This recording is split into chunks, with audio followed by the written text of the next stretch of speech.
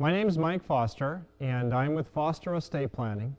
And in this segment, we're going to talk a little bit about plans for estate efficiency for distribution of an estate at death. And we're going to specifically focus on the living trust. I think a living trust is something that every estate holder, large or small, needs to take a look at. And the number one reason to use a living trust as the centerpiece of your estate plan is because it avoids probate.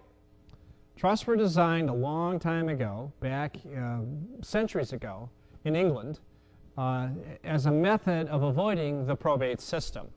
And they're self-administered by the heirs at death on smaller estates and medium-sized estates. And the greatest advantage of using a living trust is that you avoid probate and you avoid the probate attorney's fees, the costs of taking assets through probate to get them retitled.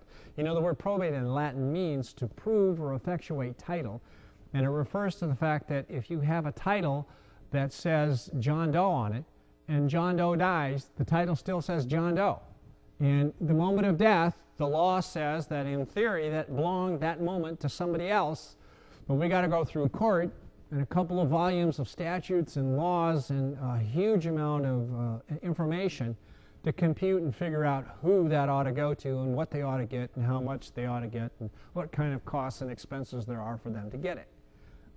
And so if we can use a living trust and title that title as the John Doe Living Trust by John Doe Trustee, we avoid that process.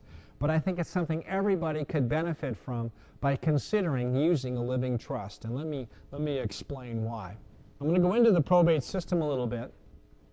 When you pass away, if you do no planning whatsoever, and you understand that the ABA estimates are that about 60-65% of the population doesn't do any planning at the time of death.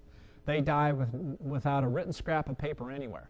Planning means you got to put it in writing, and it has to be executed in the appropriate fashion so that the rest of us know and can confirm it was really your intentions. All right, and there's a special way to get that job done. But if you die with no written document in place, it's called dying intestate or without last will and testament. And what happens is there are a set of formula that every state in the Union, every district in the Union has instituted as part of their statutes. And those formulas tell the courts how to hand your stuff out if you've left behind no written instruction. And those state codes, those state formulas are carried out regardless of any intentions of the estate holder. So if the heir that we're giving the assets to it doesn't matter whether they're healthy or whether they're sick, it doesn't matter whether they're wealthy or poor, it doesn't matter whether they loved or hated the estate holder, it doesn't matter whether the estate holder loved or hated them. If they're one of 3 kids, they get the share if there's no written direction to the contrary. They're applied without exception. And they have a tendency to tie the estate up, of course, and they'll be administered and applied by the probate court. The probate court's job is to take those assets that are titled in the name of John Doe and retitle those in the name of a living person.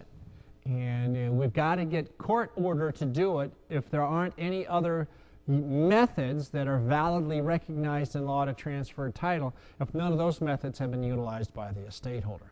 So if you do nothing, it goes through the court, all of it goes through the court process, and it is going to be have these various court formulas applied.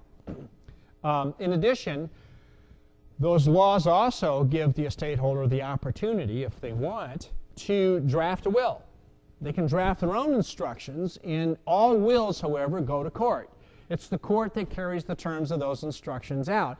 And the determination of whether those are your instructions or not all deals with how it's executed. If it's written correctly and initialed correctly and has the right amount of witnesses, it's got to have what's called attestation at the end, where you're swearing that it's your stuff and your intentions, and all that's been properly witnessed and notarized, then it's a validly proven, authentic document of your intentions and accepted by the court. If none of those things are available, or there's flaws or problems with the way that has been executed, then it can be thrown out and we go into an intestate situation. There's actually a whole variety of different alternatives we end up with if that document isn't accepted. But all wills got to go through probate, just like dying without a will. Probate's mandatory. Either way, probate is regardless going to happen. Now, so what's the consequence of probate?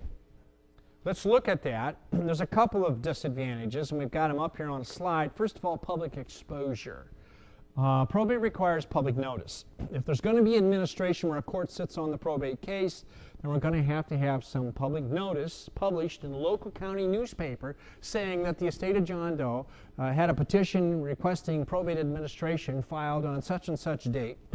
And that notice in some places has to be filed maybe once, maybe twice, maybe a number of different times. And you've got X number of days, usually anywhere from 90 to 180 days, to file any kind of claim against the estate or contest what is being handled in the estate, or your claims and contests will be forever waived, and you won't be able to come back later. So it opens it to public viewing. The assets, liabilities, the document itself is open for public viewing, and how much each heir is going to get.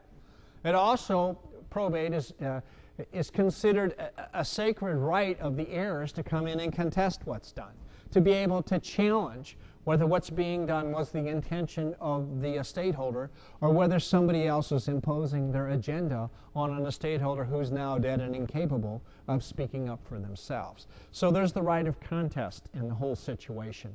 A lot of states, you can't put a clause in the will that says if somebody contests it, they're disqualified.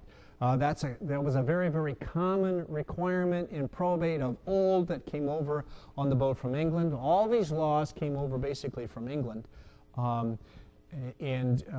Contest has readily got to be available. If you have a contest, it can multiply the lawyer costs of the contest because usually the estate pays for all the different attorneys. It can also delay the estate. The average probate is probably about a year to 2 years. The statute usually allows, the Uniform Probate Statute, most states have adopted, would allow people to close administration in 6 months if the lawyer had nothing else to do but just their work. And a lot of lawyers will make promises, but a lot of times they break those promises, and it usually ends up being probably a year to 2 years to get the estate closed. If there's complications, it can be a lot longer. There are some notorious, infamous examples of it taking 20 and 30 years. The estate of Helen Brock was an example. She's the lady, the candy heiress who disappeared on her way to O'Hare Airport in Chicago, and it took them decades to close her estate. So there's that issue. In addition, the court controls the family estate in the interim.